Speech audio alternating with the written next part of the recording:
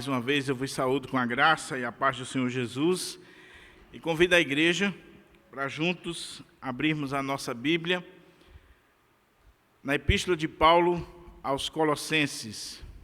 Epístola de Paulo aos Colossenses, capítulo 3.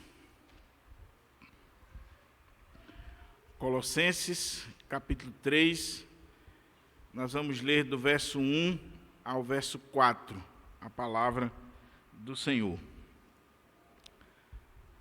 Para aqueles que nos assistem, nós estamos numa série de mensagens na carta de Paulo aos Colossenses, e agora à noite estaremos iniciando as considerações do capítulo 3. Diz assim a palavra de Deus, Colossenses 3, 1 a 4.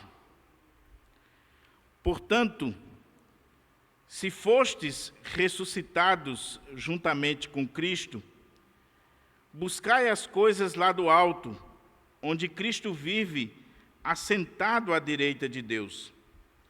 Pensai nas coisas lá do alto, não nas que são aqui da terra, porque morrestes e a vossa vida está oculta juntamente com Cristo em Deus. Quando Cristo, que é a nossa vida, se manifestar, então vós também sereis manifestados com Ele em glória. Vamos orar ao Senhor mais uma vez e pedir ao Senhor que nos abra a porta à palavra, fale ao nosso coração de uma forma toda especial.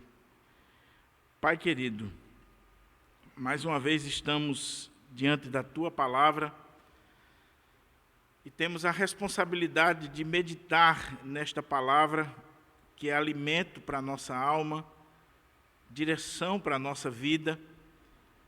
E para isso, Senhor, nós carecemos da iluminação do Teu Espírito Santo, do discernimento que só o Teu Espírito Santo pode dar, e também da intrepidez, a coragem, para que a gente possa ministrar esse texto e não só aprender, mas apreender esse texto nas nossas vidas. Fala conosco, Senhor. Fala de uma forma toda especial ao meu coração, que a minha vida seja transformada para a glória do Teu nome e a vida dos meus irmãos a cada dia, toda vez que nós estivermos diante da Tua sacrossanta palavra. É em Cristo que nós oramos e desde já Te agradecemos, hoje e sempre. Amém. O tema da mensagem nesta noite é vida nova, tudo novo em Cristo. Em Cristo nós temos vida nova e tudo novo. É essa a ênfase que Paulo vai dar aqui. Mas a guisa de introdução, eu queria relembrar aos irmãos uma canção que, quando meu filho Diego morava com a gente lá em casa, ele gostava de cantar e tocar no violão. É uma canção que o título dela é Que Seja Meu Universo. E dentre tantas coisas bonitas e profundas naquela canção, ele diz que de manhã que o Senhor seja o seu primeiro pensamento. Que a primeira coisa que você venha pensar ao acordar seja em Jesus Cristo. E é essa a ênfase do texto que temos diante de nós nesta noite.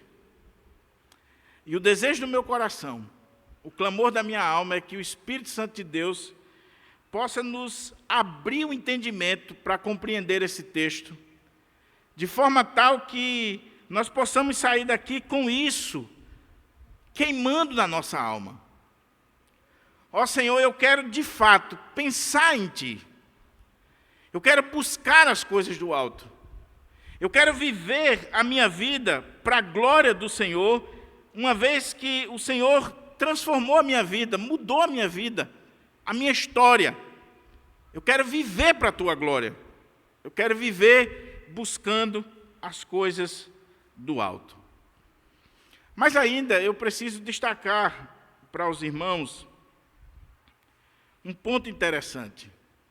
A partir do capítulo 3 da carta de Paulo aos Colossenses, nós entramos naquilo que os teólogos chamam de a parte prática da carta. O apóstolo Paulo tinha um modo de escrever, ele tinha uma maneira de escrever que era peculiar sua. Geralmente, quando nós lemos as cartas de Paulo, na sua quase que totalidade, nós vemos que Paulo, primeiro, ele doutrinava a igreja. Primeiro, ele trata da doutrina, do ensino, da teologia. Então, ele gasta tempo com a doutrina, porque a doutrina é importante, a teologia é importante. O pensar as coisas de Deus é importante. Mas Paulo não é simplesmente um teórico. Paulo não é simplesmente alguém que está escrevendo livros, que está dando palestras. Paulo é um pastor. Ele não é só um teólogo, ele é um pastor. E como pastor, ele não faz teologia no vazio. Ele faz teologia na trincheira, na prática, na lide pastoral, no dia a dia. Então, as reflexões teológicas de Paulo, elas têm aplicações para o nosso dia a dia. E aí, quando você lê as cartas de Paulo, primeiro você tem a exposição da doutrina e depois, geralmente, o meio da carta, você tem a exposição das implicações práticas daquela doutrina. Nós estamos diante de uma carta que trata da cristologia, da doutrina de Cristo. Como nenhum outro escrito no Novo Testamento, a carta aos Colossenses é a carta muito excelente da cristologia, onde Paulo vai tratar da pessoa de Cristo, da majestade de Cristo, da supremacia de Cristo, da suficiência de Cristo, da obra de Cristo, da eternidade do nosso Senhor Jesus Cristo. Mas Paulo não consegue falar sobre isso sem dizer, isso aqui implica na sua vida desta maneira, desta forma.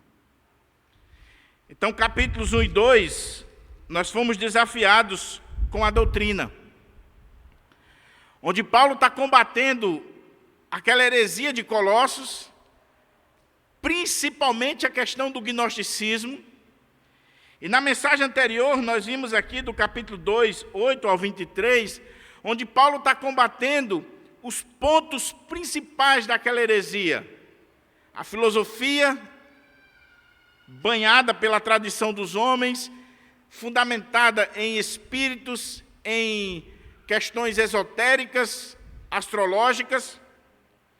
O legalismo judaico que estava levando o povo a circuncidar-se. O misticismo das religiões de mistério, a ponto de levar a igreja colossense a estar adorando anjos, seres espirituais, a dirigirem as suas vidas baseadas em revelações que eles diziam que era de Deus e através de anjos, e também o ascetismo, que fazia com que aquele povo que haviam abraçado a filosofia dualista e que entendiam que a matéria é má, eles caíram no extremo, o extremo do ascetismo, de fazer com que o seu corpo fosse privado de tudo aquilo que é bom, que é prazeroso. Então, havia mestres que diziam, não toque nisso, não faça aquilo, não manuseie isso, não faça aquilo outro. E Paulo está combatendo essas heresias, mostrando a centralidade da pessoa de Cristo, a beleza de Cristo e dizendo, Cristo é suficiente. Nós só precisamos de Cristo e nada mais. Não é Cristo mais filosofia, não é Cristo mais circuncisão, não é Cristo mais ascetismo, legalismo, é Cristo somente. Se você tem Cristo, você tem aquele que nele habita corporalmente toda a plenitude da divindade e você vai encontrar a plenitude da sua vida, a perfeição para a sua vida. Só que quando Paulo está combatendo esse falso ensino, dentre tantas coisas que ele falou sobre essa nova vida que nós temos em Cristo. Se você olha aqui do verso 11 até o verso 15, quando ele combateu a questão do legalismo judaico, ele disse que nós não precisávamos nos circuncidar, porque nós já havíamos sido circuncidados no ato do batismo, a circuncisão de Cristo. Quando nós fomos batizados, nós fomos circuncidados no nosso coração. E que o batismo é aquele momento onde a sua vida é completamente transformada. É o ato do batismo que revela isso. Você foi batizado, significa dizer que você morreu para este mundo e você está ressuscitando para Cristo. Você morre e você ressuscita nesse ato do batismo. Quando a gente chega no verso 20, Paulo diz assim: se morrestes com Cristo para os rudimentos do mundo, por que, como se vivesses no mundo, vocês estão se sujeitando a ordenanças, a ensinos de homens, doutrinas de homens, que diz, não toque nisso, não faça aquilo outro, use determinada roupa, frequente determinado lugar. Por que que vocês que morreram para esse mundo, que morreram com Cristo, vocês estão se submetendo a ensinos e tradições dos homens? E ele vai destruir o ascetismo daquele povo, dizendo que o que está por trás de uma vida asceta geralmente é o culto a si mesmo, é a falsa humildade, é uma espiritualidade de espelho e que não tem poder algum contra a sensualidade. Porque quanto mais legalista, quanto mais asceta, quanto mais você viver criando regrinhas para a sua vida, de tamanho de cabelo, tamanho de saia, de não usa isso, não usa aquilo, não faz aquilo outro, quanto mais você coloca nãos na vida de uma pessoa, mais você está gerando pecado na vida daquela pessoa, porque o não é gostoso. É aquele princípio básico. Não jogue lixo aqui. Passa lá depois. Não atire pedra no vidro, na janela. Vai ver o que vai acontecer com aquela janela.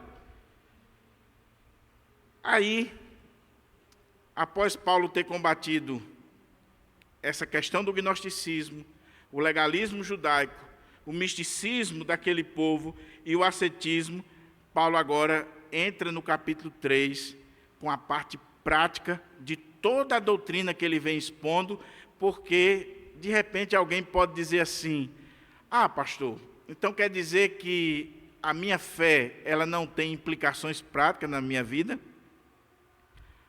Quer dizer que liberou geral? Agora à tarde eu perguntei a um irmão no Zap: e aí, o que achou da mensagem da manhã? Ele disse assim: muito boa, mas ficou faltando esclarecer mais um pouco o outro lado, porque senão dá a ideia de liberar geral. E aí eu disse: mas o capítulo 3 vai tratar disso. Porque o que Paulo está dizendo é, se por um lado nós não devemos nos submetermos nem 1 milímetro sequer, 1 segundo, à tradição de homens, a ensinos de homens, a legalismos criados dos homens, por outro lado, nós devemos viver uma vida nova, que glorifique a Deus e que seja para a glória de Deus. Nós não somos chamados à obediência dos homens, a nos submetermos aos caprichos, aos ensinos, às tradições, a tudo aquilo que os homens colocam diante de nós, como regrinhas para a nossa vida. Nós somos chamados para viver uma vida nova, à luz da glória de Deus, porque nós queremos amar e agradar esse Deus que nós servimos. Aí entra o texto que nós acabamos de ler e todo o restante da carta, porque a partir daqui, como eu disse, Paulo vai trazer palavra para o esposo, para a esposa, para o filho, para o empregado, para os servos. Paulo vai agora trazer que nós precisamos viver uma vida que glorifique a Deus. E a teologia é a mãe da ética. E Paulo vai aplicar isso para nós. Então, com isso em mente, vamos olhar para o texto para a gente ver aqui as implicações desse texto para nós. Eu deixei só os 4 primeiros versículos, que é a base para todo o restante da carta, por isso que eu resolvi expor só esses 4 primeiros versículos nesta mensagem. Paulo começa dizendo assim: portanto. E esse portanto aqui é uma drobadiça. Nunca pule um portanto, um mas, contudo. Eu tinha um professor de seminário que ele dizia, é uma drobadiça. Você só vai entender o que está sendo dito aqui se você chegar à conclusão nessa dobradiça aqui do que foi dito antes. E como eu disse, o que é que Paulo vinha dizendo antes? Se vocês morreram com Cristo, como é que vocês estão se submetendo à regra de homens? Se vocês morreram com Cristo para as coisas deste mundo, como é que vocês estão vivendo agora uma vida de escravidão, a legalismos? Mas esse, portanto, aqui, ele não só liga ao verso 20, como ele liga ao verso 12 e 13, quando ele fala do ato do batismo. Paulo diz, vocês morreram com Cristo. No dia que você foi batizado, você morreu com Cristo para esse mundo. Você estava unido a Cristo e você morreu para esse mundo. E aí, quando você sai das águas do batismo, você ressuscita para uma vida nova. Ele vai trabalhar isso em Romanos também. Portanto, se fostes ressuscitados com Cristo, juntamente com Cristo, buscai as coisas lá do alto, onde Cristo vive assentado à direita de Deus. Pensai nas coisas lá do alto, e não nas que são aqui da terra, porque morrestes, e a vossa vida está oculta juntamente com Cristo em Deus. Quando Cristo, que é a nossa vida, se manifestar, então vocês também reconhecereis e sereis manifestados com Ele em glória. Você já pensou que texto precioso? Você já pensou que coisa extraordinária Paulo está dizendo aqui? Agora nós não estamos diante de legalismos. Agora nós não estamos diante de tradições humanas. Agora nós não estamos aqui diante de regras de denominação A, B ou C, o que pode, o que não pode, o que deve, o que não deve, o que você deve usar, o que você não deve usar. Agora nós estamos diante de um texto que está dizendo assim, se você morreu com Cristo, e você ressuscitou com Cristo, a sua vida é diferente. A sua vida vai ser uma vida diferente. A sua visão, a sua cosmovisão, os seus valores, os seus princípios, a sua ética, a sua moral, a sua maneira de ser e de encarar esse mundo vai ser completamente diferente. Não é a mesma coisa. Por uma razão muito simples que ele vai colocar aqui, quase no finalzinho do texto. Cristo é a nossa vida. Ou seja, a minha vida agora é Cristo. O meu viver é Cristo. O meu morrer é Cristo. Tudo na minha vida aponta para Cristo Jesus. Mas olhe para o texto, porque esse texto é muito rico. Porque Paulo começa dizendo assim, portanto, uma vez que vocês foram ressuscitados juntamente com Cristo, e veja a ênfase que eu estou dando, porque na nossa versão atualizada, diz assim, portanto, se ressuscitastes, se fostes ressuscitados juntamente com Cristo, e esse se na língua portuguesa, ele dá a ideia de possibilidade. Se eu for, se eu puder. Só que essa partícula aqui no texto grego, ela não dá a ideia de possibilidade. A melhor tradução, e talvez você tenha aí NVI ou outras versões, a melhor tradução para esse texto aqui deveria ser assim: portanto, uma vez que vocês ressuscitaram juntamente com Cristo, porque na língua grega a ideia aqui é de certeza, ele não está indicando uma possibilidade. Ele já disse no capítulo anterior que nós morremos para o mundo com Cristo e nós ressuscitamos com Cristo no ato do batismo, na obra de Cristo. Então isso já aconteceu. Ele não está falando aqui de uma possibilidade, de algo que possa acontecer no futuro. Ele está levando em consideração que aquela igreja, que aqueles irmãos para os quais ele está escrevendo, já morreram com Cristo. É só você olhar o verso 20 do capítulo 1, olhar o verso 13 e 14. É só você olhar os textos anteriores, que na mente de Paulo, aqueles irmãos já morreram com Cristo e já ressuscitaram com ele no batismo.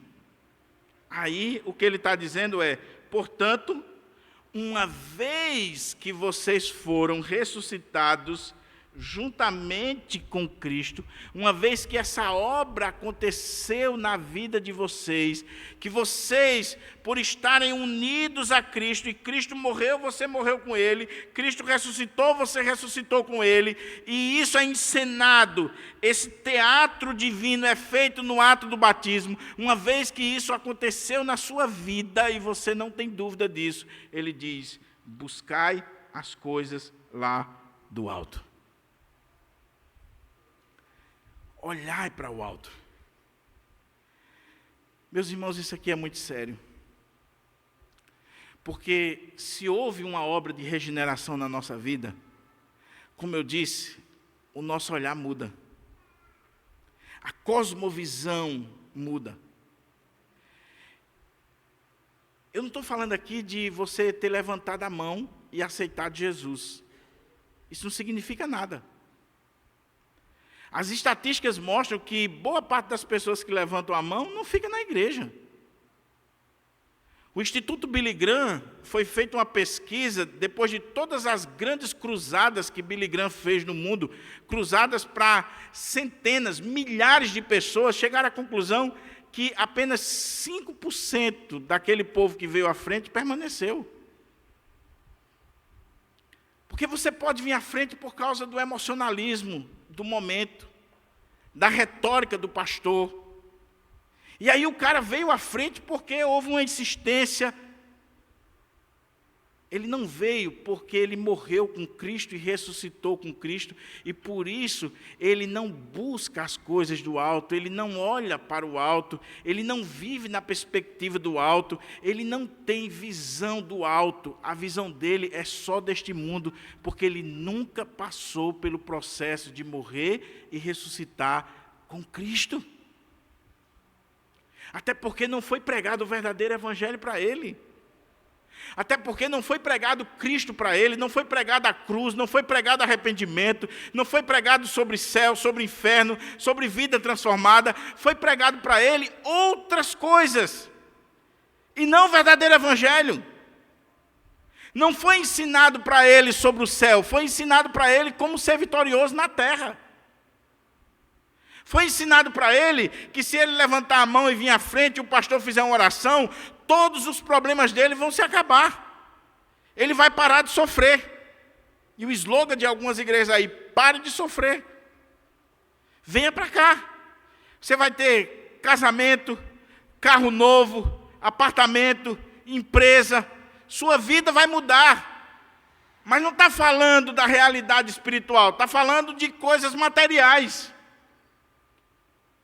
E aí esse cara que entrou na igreja, mas não entrou pela via correta, que é a pregação fiel do evangelho. E o que é o evangelho? Lembra do que Paulo diz na carta aos Coríntios, capítulo 15?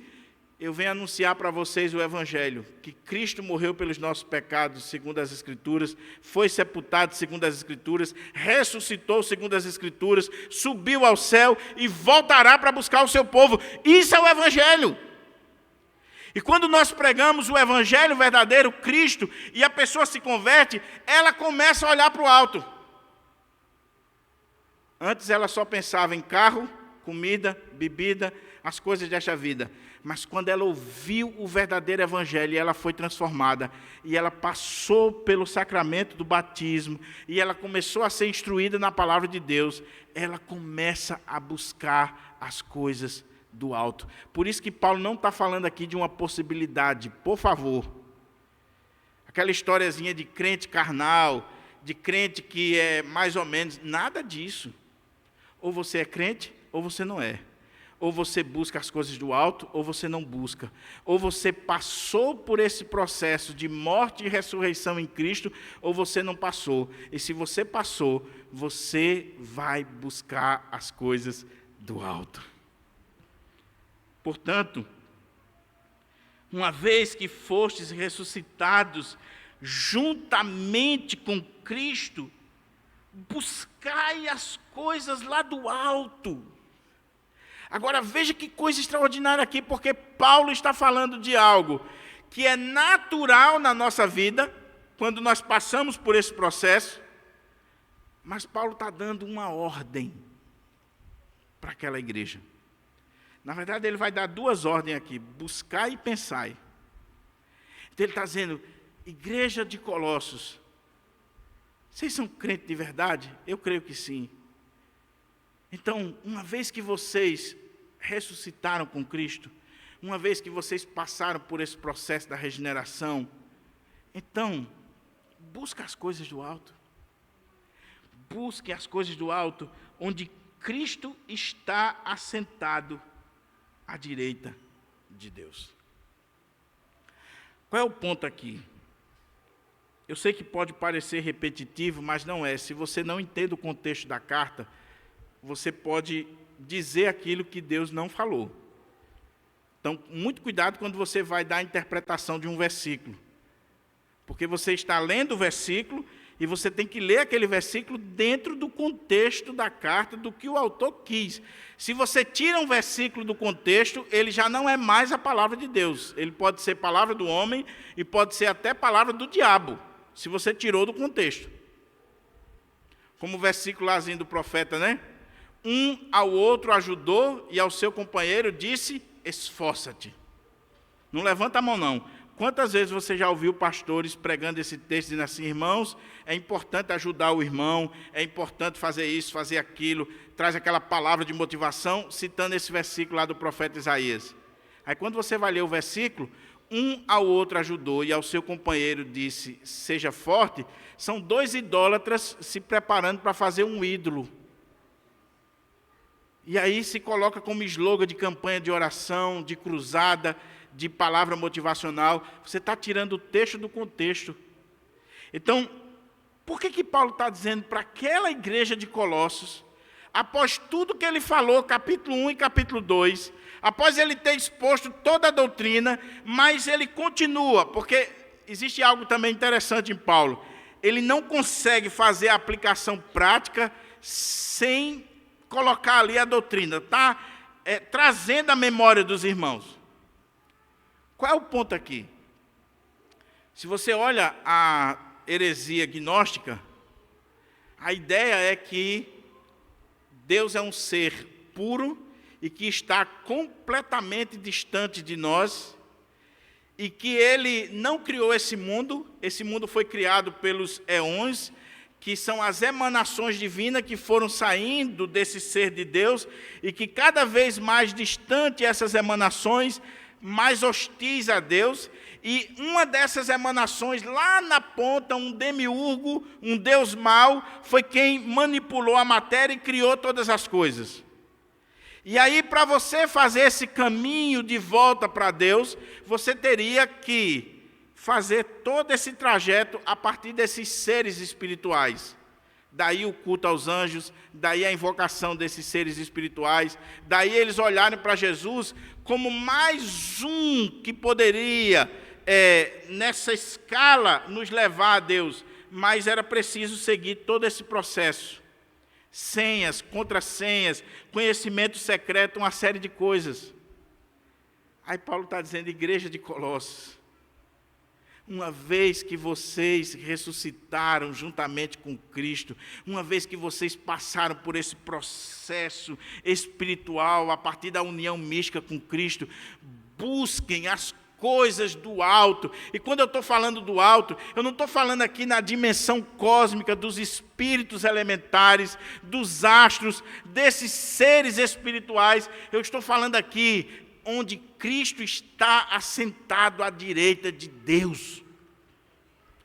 Eu estou dizendo a você que você não precisa de espírito elementar, de anjo, de ser, de intermediários. Você pode buscar as coisas do alto, e como você tem Cristo, você ressuscitou com Cristo, a igreja está unida a Cristo, você tem acesso direto ao trono de Deus, onde Cristo está assentado.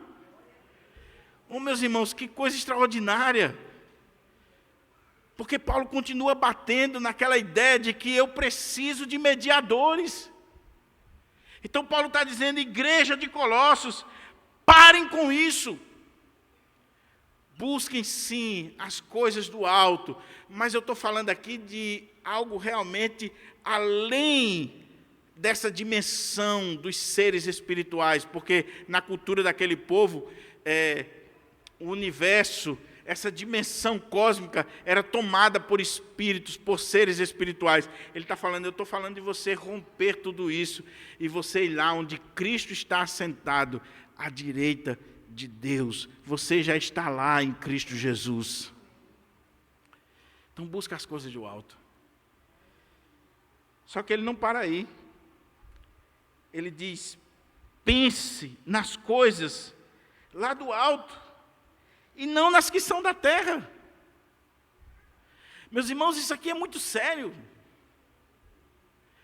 E o texto vai nos colocando assim no canto da parede, para que a gente faça uma radiografia da nossa vida. Porque ele está dizendo, você ressuscitou com Cristo? Você é crente de verdade? A sua vida foi transformada? Não estou perguntando se você é presbiteriano, batista, se você levantou a mão, se você simplesmente passou por um ato litúrgico do batismo. Eu quero saber se você realmente ressuscitou com Cristo. Ressuscitou? Se você ressuscitou juntamente com Cristo, você vai buscar as coisas do alto, onde Cristo está assentado à direita de Deus. Mas também, pense nas coisas do alto, e não nas que são da terra. O que acontece hoje, meus irmãos? Deixa eu colocar uma legenda para você entender. Uma vez uma irmã disse para mim assim, pastor, converse com meu marido, não foi aqui, foi em outro lugar. O que, minha irmã? Meu marido não ora, não lê a Bíblia, não quer saber das coisas de Deus. Conversa com ele. Digo, minha irmã, por que você não conversa assim? Está mais próxima, né? Não, pastor, eu já conversei, já insisti com ele, falo com ele. E o que ele disse? Ele disse que quem tem que ler a Bíblia, se preocupar com doutrina, com teologia, é o pastor, e não ele. Essa pessoa, provavelmente, ela não passou por esse processo aqui. Meu irmão, se você não pensa nas coisas de Deus, se você não busca as coisas de Deus, se você não tem prazer nas coisas de Deus, se você não enamora as coisas de Deus, algo está errado com você. O que ocupa o seu pensamento? Lembra da música da introdução? Que seja meu universo, que seja tudo o que sinto, o que penso, que de manhã seja o primeiro pensamento da minha vida. Que seja o Senhor. E Paulo não está dizendo isso, irmão, não é filosofia barata, não é psicologia barata, não. É só você olhar o que Cristo fez por você. É só você dar uma olhadinha no capítulo 1. Quem é esse sobre o qual o nosso pensamento deve estar constantemente? Ele é o Criador dos céus e da terra, o Senhor absoluto do universo, aquele que todo principado e potestade está sob os seus pés, sob o seu domínio, Aquele que veio a esse mundo, que morreu por você, que perdoou seus pecados. Que Paulo vai dizer no capítulo 1, que nos libertou do império das trevas, que nos transportou para o reino do seu Filho amado, que fez essa obra extraordinária na nossa vida. Ele não é digno do seu pensamento, da sua busca. Ele é aquele que Paulo diz que nele estão escondidos todos os tesouros da sabedoria e do conhecimento humano. Ele é aquele que Paulo disse na perícope anterior, nele habita corporalmente toda a plenitude da divindade. Ele é o Deus Todo-Poderoso que se fez carne e habitou entre nós. Aí Paulo está dizendo, pense nas coisas do alto, meu irmão. Pense onde Cristo está assentado à direita de Deus. Medite nisso. Viva a sua vida com essa perspectiva, com essa visão. Mas eu sei o que está passando na sua mente, porque passa na minha também. Quando eu estava estudando o texto, passou. Ah, pastor, então eu não vou pensar no Enem, no meu trabalho, no TCC, no projeto que eu tenho que fazer, nas contas que eu tenho que pagar. Não é isso que Paulo está dizendo, não, meu irmão.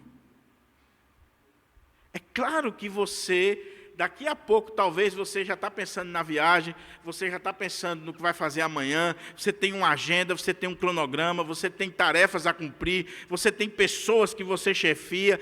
Paulo não está dizendo que você vai abrir mão das suas responsabilidades, não. E a prova é tanto que, se você ler o capítulo 3 e 4, Paulo vai doutrinar a igreja como é que devem ser as nossas relações humanas. Nós devemos cumprir com os nossos deveres, com os nossos compromissos, nós devemos nos relacionarmos para a glória de Deus. É só ler o capítulo 3 e 4. Mas o que Paulo está dizendo é que amanhã pela manhã, hoje à noite ainda, você vai preparar o seu trabalho, mas você não olha para o seu trabalho como o ímpio olha. Você não olha para a vida, para esse mundo como um qualquer. No dia que você ressuscitou com Cristo, no dia que você ganhou essa nova vida em Cristo, você ganhou uma visão diferente de mundo, e tudo na sua vida é visto a partir dessa sua meditação, dessa sua reflexão, desse seu ponto de partida, que é as coisas do alto, que é Cristo, que ocupa o seu pensamento. Eu sou médico, eu estou ali no consultório, não para ganhar dinheiro, eu estou ali no consultório não como mais um, eu estou ali para a glória de Cristo. Sou engenheiro, sou padeiro, motorista, não interessa o que você for, a sua vida é moldada por esse pensamento. Você pensa em Cristo. Você pensa em Cristo. Pensai nas coisas lá do alto, não nas que são aqui da terra. Eu pergunto para você, nas coisas da terra a gente pensa ou não?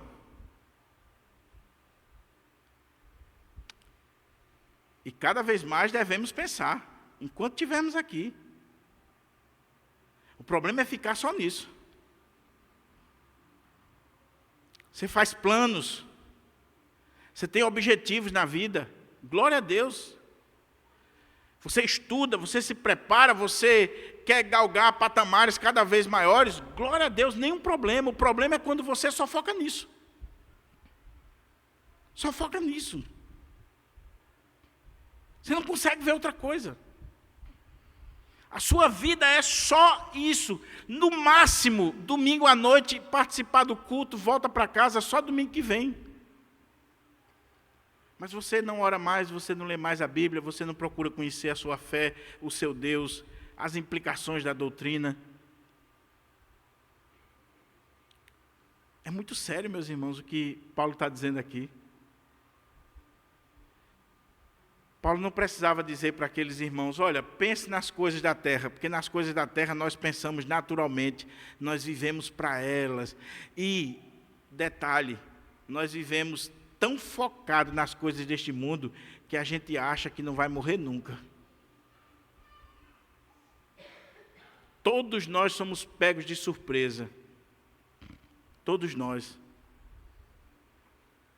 Paulo está dizendo, buscai as coisas do alto, pensai nas coisas do alto, não viva somente enfiado nas coisas da terra, nas coisas desta vida, não que você vá desprezar, por favor, não deturpe a pregação, não é isso que eu estou dizendo. Você tem que estudar, você tem que trabalhar, você tem que correr atrás, você tem que viver a sua vida da melhor maneira possível, para a glória de Deus, mas, por favor, não viva só nas coisas deste mundo, porque como diz o apóstolo Paulo na carta aos Coríntios, este mundo passa, e passa rápido. Deus não nos fez para vivermos 70, 80 anos. E hoje a idade do brasileiro aí, pelas pesquisas, talvez está chegando a 90. Tem uma galera de 90 anos aí, tranquila. Mas a hora chega. Se não morreu de novo, vai morrer de velho. Mas a hora chega. E se você pensou só nas coisas desta vida? E se você viveu só para amealhar tesouros? Bens, honrarias, diplomas, anéis. Lembra da parábola? Alma. Tens em depósito muitos bens para muitos anos. Come, bebe, regala-te. Aquele cara ali era inteligentíssimo, proativo, um administrador nato, construiu muitos celeiros, um cara previdente, um cara proativo, um cara inteligentíssimo, fez o dever de casa certinho e estava com os celeiros cheios, e ele não era aquele miserável não, que tem dinheiro, mas não desfruta do dinheiro. Ele era inteligente. Alma, tens em depósito, então agora coma, beba e regala-te. Ele era inteligente. Abrindo parênteses, meu irmão, está ganhando dinheiro?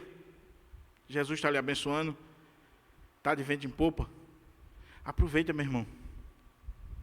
Aproveita a oportunidade que Deus está lhe dando. Deus está dando dinheiro para você, para o seu bem, para o bem da sua família, para você investir na obra de Deus, para você glorificar o nome de Deus. Aproveita. Não, eu tenho que ganhar mais, e guardando.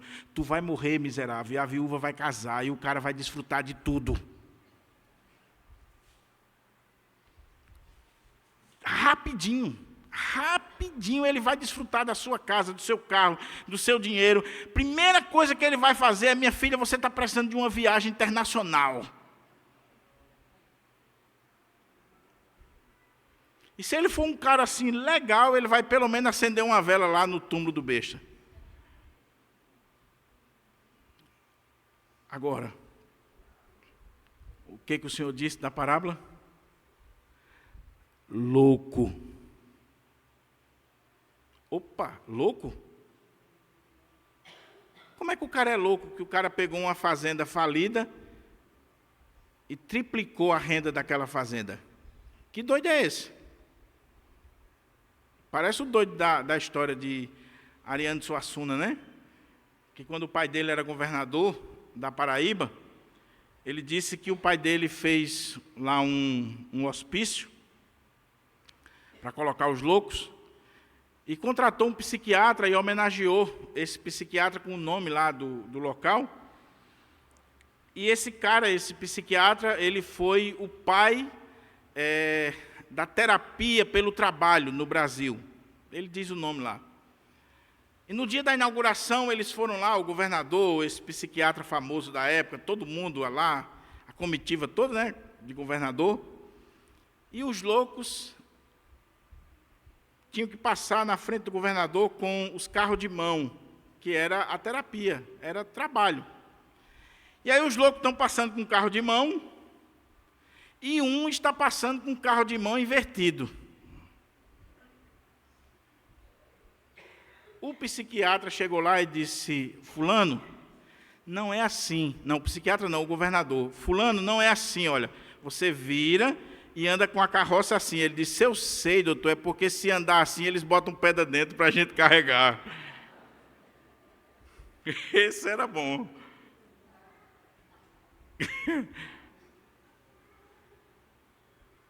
Sabe por que Jesus chamou aquele homem da parábola de louco? Porque ele disse assim: louco, esta noite te pedirão a tua alma. E o que você tem preparado para ela? O que você fez? Você pensou bem, você fez o dever de casa, você cuidou de tudo na sua vida. Mas e a sua alma? E se você partir hoje? E se o Senhor lhe chamar hoje? Como é que vai ficar a sua alma? Aí Paulo está dizendo: buscai as coisas do alto. Pensai nas coisas do alto. Não viva somente focado nas coisas da terra. Pense nas coisas do alto. Por quê? Aí ele dá o fundamento. Porque morrestes. E nós morremos para esse mundo. Você já parou para pensar na implicação do que Paulo está dizendo aqui? Você morreu para esse mundo ou você simplesmente teve um desmaio? Ficou tonto assim, em algum momento, assim, numa celebração, ficou tonto, mas depois voltou a si. Sabe aquele camarada que ficou tonto e se tornou membro da igreja, mas não mudou nada, não. É o velho homem, é a mesma pessoa de antes. Tem o mesmo temperamento, os mesmos costumes, as mesmas práticas, a mesma vida. Paulo diz: igreja de Colossos, vocês morreram para este mundo. E por que vocês estão vivendo neste mundo, focado pura e simplesmente neste mundo? Vocês não morreram para esse mundo? Vocês não aprenderam que a vida é além disso aqui? Que nós estamos aqui de passagem? E que nós, do ponto de vista espiritual, nós já morremos, nós já não estamos aqui, nós já morremos para esse mundo. Porque morrestes. Aí ele diz: e a vossa vida está oculta juntamente com Cristo em Deus. Isso aqui é extraordinário. Porque os gregos tinham a ideia de que quando você morre, você está escondido na terra. Você está oculto na terra. É lógico, se é colocado na terra, então a palavra que se utilizava, de onde vem apócrifos, é a ideia de você estar escondido, ninguém lhe vê. Então, o que é um morto? Alguém que foi colocado debaixo da terra e está ali, você não vê. Você morreu, está ali.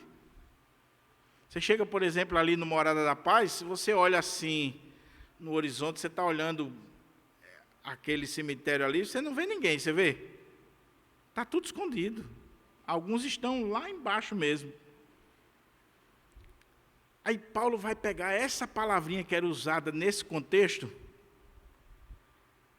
de onde vem a questão de livros apócrifos, a palavra aqui é apócrifos. O que é um livro apócrifo? Paulo está usando o contexto dos gnósticos lá de Colossos. Os gnósticos diziam: nós temos alguns livros que são escondidos, apócrifos. E esses livros contêm uma mensagem, uma filosofia de vida que é para poucos escolhidos, experimentados. E somente para esses aqui é que nós podemos revelar esse mistério. Aí Paulo diz: vocês não têm um livro escondido, vocês não têm coisinhas que são escondidas. A vossa vida é que está escondida com Cristo em Deus. É a vossa vida. O que ele está dizendo é, o mundo não vê isso, irmão. Por favor. O mundo não vê. O mundo olha para nós, amanhã você vai chegar no seu trabalho, ou daqui a pouco você vai para um restaurante, para uma lanchonete e tal, e você vai chegar ali, e você está no meio dos incrédulos, você está no meio dos ateus, seja lá o que for. Você é igual a todos eles. Até porque nós não somos de outro planeta. Mas há uma diferença no mundo espiritual. É que no mundo espiritual, nós estamos escondidos em Cristo. Nós estamos guardados em Cristo.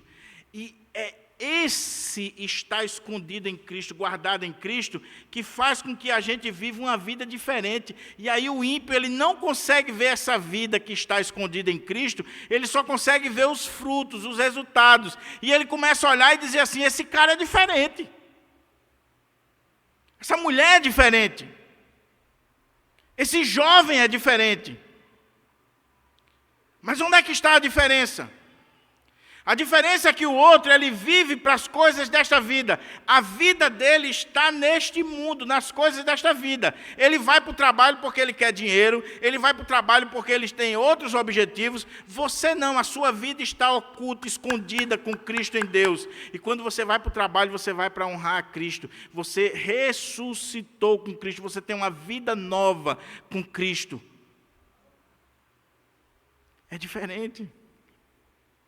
E por favor, meu irmão, eu preciso dar essa ênfase. Aqui não tem nada a ver com veste, aqui não tem nada a ver com corte de cabelo, aqui tem a ver com vida, com plenitude, com perfeição de vida. O que a gente viu na mensagem anterior, em Cristo nós somos aperfeiçoados, nós temos vida plena para a glória de Deus.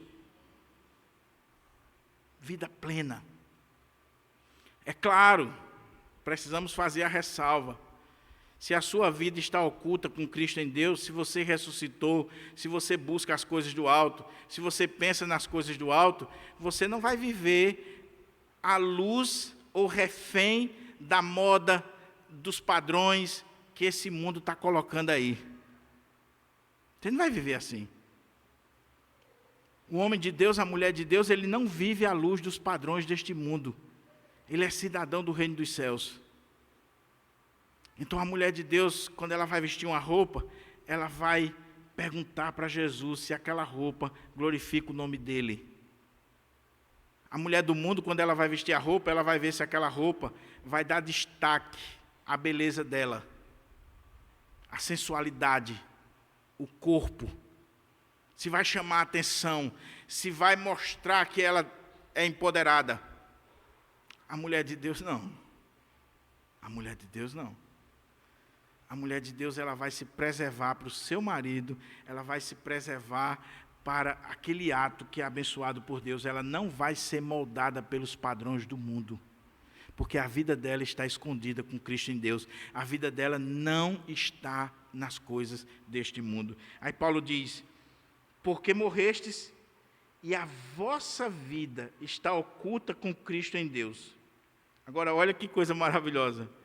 Quando Cristo, que é a vossa vida. Você já parou para pensar no que Paulo está dizendo aqui? Cristo é a sua vida? O Dr. William Barclay, comentando esse texto, ele diz assim, os homens usam ditados.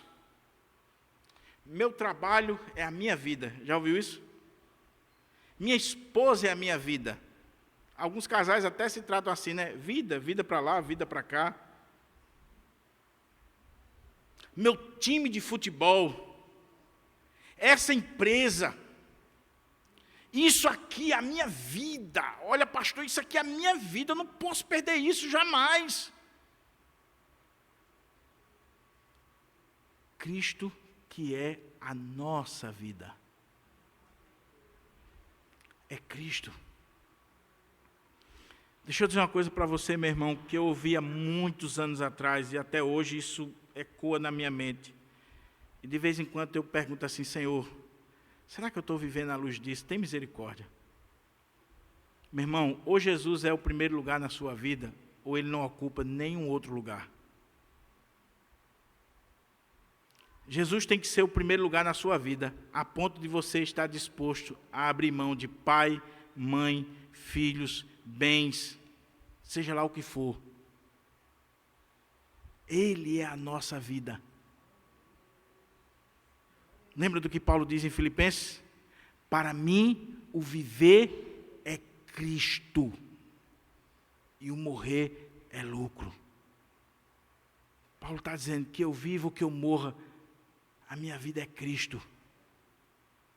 E se eu morrer hoje, é lucro, porque eu vou estar diante dele. Não é que eu vou buscar a morte, vou pular de cima da ponte, nada disso. No dia que ele chamar, amém. Mas quando eu morrer, não vai ser desespero, é lucro. É lucro. Ah, meu apartamento é a minha vida. Se perdeu o apartamento. Lembra quando o Collor assumiu a presidência da República? Confiscou a caderneta de poupança.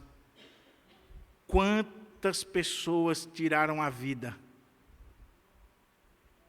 Porque a vida dela era aquele dinheiro. A vida dela era aquela casa. A vida dela era o carro, era o bem. Mas se Cristo é a nossa vida, meu amado irmão, você vai viver contente em toda e qualquer situação. Você vai saber viver na bonança, aproveitar a bonança, e você também vai saber viver na hora da prova, da escassez, crendo que o Senhor é a sua vida. A sua vida não se resume às coisas deste mundo. Cristo é a sua vida. Mas a pergunta que a gente tem que fazer é: será que é mesmo? Será que é mesmo? Uma vez eu ouvi pastor Enoque contar uma história, lá na congregação, com certeza ele contou aqui muitas vezes. Um pastor só chegava atrasado no culto. E aí, os irmãos chamaram o pastor para conversar. Pastor, o que está acontecendo? Não, meu irmão, é porque eu gosto tanto do meu filho. Ele tinha acabado de ser pai. Eu gosto tanto do meu filho que eu estou brincando com ele ali. Chega a hora do culto, eu não consigo deixar de estar com ele ali para ir para o culto. Um marinheiro assim de primeira viagem, né? Só abrindo um parênteses aqui, eu estou atento ao relógio. Uma vez, um irmão muito querido lá da minha cidade, acabou de ser pai. Nasceu a criancinha dele, apaixonado, meu Deus do céu. Aí, ele era presbítero, Tiagão, foi dirigir o culto na igreja. E a liturgia, o culto, o texto que caiu na liturgia era o texto de Daniel 5, a escritura na parede. E na versão corrigida, diz assim: Mene, mene, tekel, parsim. O presbítero, lendo o texto, ele disse assim: nenê, nenê, tekel, paizinho. Até hoje a gente tira o couro dele. Ele fez uma tradução assim: nenê, nenê, tekel, paizinho. Disse, não, rapaz, não é isso que está aí, não. Voltando aqui. Cristo é a sua vida? Você pode dizer isso de coração? Essa semana estava um colega meu lá de Currais Novos, um homem de Deus, Ayrton, um dos meus amigos, que a gente tem amigos, você conta nos dedos. Nós temos muitos colegas, mas amigo, você conta. E ele estava me trazendo à memória uma palestra que ele ouviu de história da igreja, onde o pastor estava ministrando e ele disse assim: irmãos, há uma diferença muito grande entre o evangelho que é pregado hoje e o evangelho que era pregado na época dos apóstolos e dos primeiros séculos na história da igreja. Porque o que era pregado na época dos apóstolos e o que é pregado hoje? O que é pregado hoje? Ô, meu irmão, aceite Jesus que a sua vida vai mudar. Você vai ser abençoado assim, assim, assim. Aí o cara diz: opa, estou quebrado, estou precisando, vou entregar minha vida a Jesus e Ele vai fazer diferença. E quando não faz, ele sai revoltado com Deus, com o pastor, com a igreja, com todo mundo. Aí Ayrton estava me lembrando uma coisa. Sabe como é que era no primeiro século? Pelo menos nos 3 primeiros séculos. E ainda hoje em alguns países onde o cristianismo é proibido. Você quer ser crente, meu querido? Você está disposto a perder seus bens? Você está disposto a perder sua família? Você está disposto a morrer? Você quer entregar sua vida a Jesus? Você está disposto a passar por tudo isso? Ah, meu irmão, aí é diferente. Mas quando Cristo é a nossa vida, e não as coisas deste mundo, nós agimos de forma completamente diferente. Houve um movimento na história da igreja chamado os Morávios, quando o conde Ludwig Zinzendorf, ele mandou missionários para o mundo inteiro na época. E lá naquela comunidade morávia, eles estavam lutando pela obra missionária, pelo trabalho missionário. Então, cada 25 crentes morávios, eles sustentavam um missionário fora da Alemanha. Eu só vi isso uma vez, presencialmente, foi na Igreja Batista aqui de Pirangi. A mocidade da igreja se reuniu, eu fui pregar no culto, e aquela mocidade iria manter um missionário no campo missionário. Os jovens, não era a igreja, a instituição, eram os jovens. Escolheram um casal dentre eles e eles iam manter. E aí o conde foi mandando os missionários, e mandando os missionários, e mandando os missionários. Chegou um momento que ele não tinha mais ninguém para mandar. E aí ele chegou para uma determinada pessoa e disse assim, uma pessoa muito pobre naquela comunidade, e disse: você se disporia a ir para o campo missionário? Aquele irmão em Cristo disse assim: eu vou. Eu só tenho uma exigência. Ele disse: qual? Ele disse: consiga para mim um par de sandálias, que eu vou. Era fazer obra missionária, não era teatro, não era turismo, como alguns fazem. Tem uma galera aí viajando e vive de igreja em igreja pedindo dinheiro, dizendo que está fazendo a obra missionária, andando por todo canto com o dinheiro dos bestas. Deveria arrumar uma lavagem de roupa, dizendo que está fazendo a obra missionária. E aquele irmão, naquela comunidade morávia, disse: o senhor consegue um par de sandália que eu vou? O conde disse: eu consigo. E foi buscar. Já era tarde. Quando ele voltou muito cedo, naquela cabanazinha, o irmão não estava mais lá. E ele ficou procurando informações. E aí alguém disse: ele partiu muito cedo para o campo missionário. Ele não esperou a sandália. Ele foi do jeito que ele estava, levar Cristo para aquelas pessoas. Esses irmãos morávios, quando eles não tinham dinheiro, eles se vendiam como escravos para as minas de carvão, simplesmente para poder estar entre os escravos, para pregar o evangelho para eles. É por causa de gente assim, meus irmãos, que nós estamos sentados hoje aqui nesses bancos acolchoados, nessa igreja bonita. É por causa de gente assim que hoje nós temos transmissão na internet. É por causa de gente que deu a vida por Cristo, que Cristo era tudo, tudo para eles, que nós estamos aqui. Agora veja o resultado final. Paulo diz: portanto, se fostes ressuscitados juntamente com Cristo, buscai as coisas lá do alto, onde Cristo vive assentado à direita de Deus. Pensai nas coisas lá do alto, não nas que são aqui da terra, porque morrestes, e a vossa vida está oculta juntamente com Cristo em Deus. Quando Cristo, que é a vossa vida, se manifestar, então vós também sereis manifestado com Ele em glória. Que coisa extraordinária. Paulo está falando daquele momento apoteótico, da parousia, da segunda vinda de Jesus. Ele está dizendo, você que buscou as coisas do alto, você que pensou nas coisas do alto, você que viveu a sua vida tendo consciência de que você já morreu para esse mundo não interessa para você, a sua vida está além daqui. Quando Cristo, que é a nossa vida, se manifestar, nós vamos ser manifestados com Ele em glória. Não para sermos condenados, mas em glória com Ele. E aí, sabe o que vai acontecer? Aqueles que viveram para esse mundo, para esta vida, já tiveram o seu prazer, já tiveram a sua glória, já tiveram o seu momento. Eles agora vão sofrer eternamente.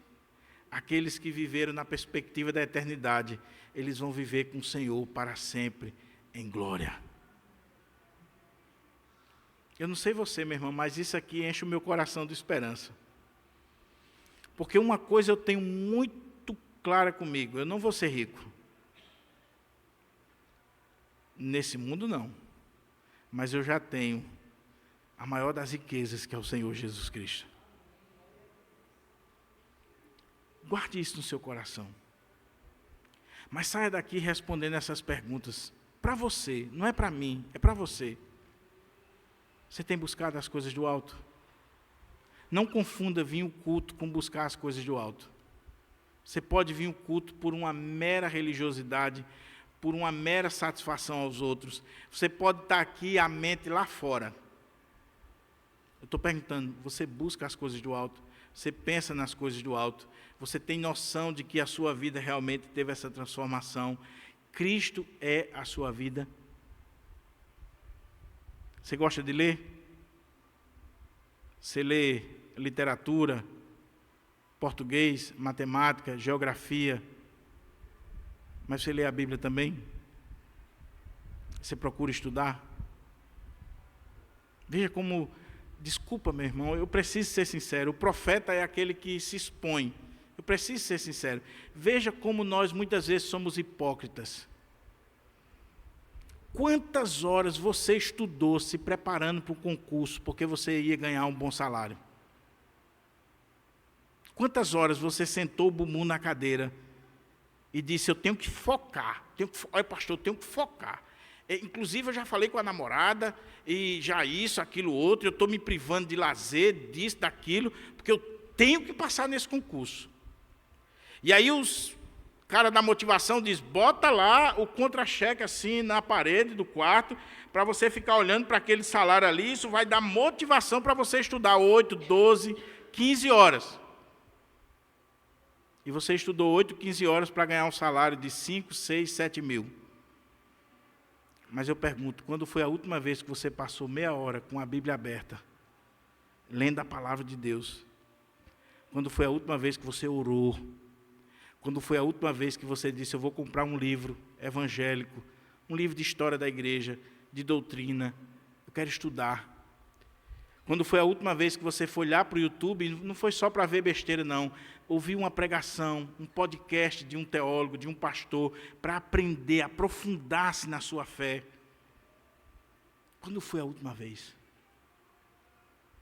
Ou você é daquele que, quando a pessoa faz uma pergunta, você diz, eu vou perguntar ao meu pastor, porque eu não sei não, eu sou o burrinho de Jesus. Eu não leio a Bíblia, eu não oro, eu não estudo, eu vou perguntar ao pastor. O desejo do meu coração, meus irmãos, e o clamor da minha alma, é que a gente possa sair daqui exortados, a palavra é para você e para mim, mas ao mesmo tempo confortados pela obra de Cristo na nossa vida. Louvado seja Deus porque você está aqui esta noite. Você poderia estar em qualquer outro lugar. Você poderia estar em qualquer outro lugar, mas você está na casa do Senhor. Você tomou a melhor decisão da sua vida. Isso é um bom sinal. É um maravilhoso sinal de que você está tirando um tempo da sua vida para buscar, para pensar, para refletir nas coisas do alto. Mas como eu disse, não fique só no culto. Se aprofunde, cresça, desenvolva, viva para a glória do Senhor. Vamos ficar de pé para a gente orar?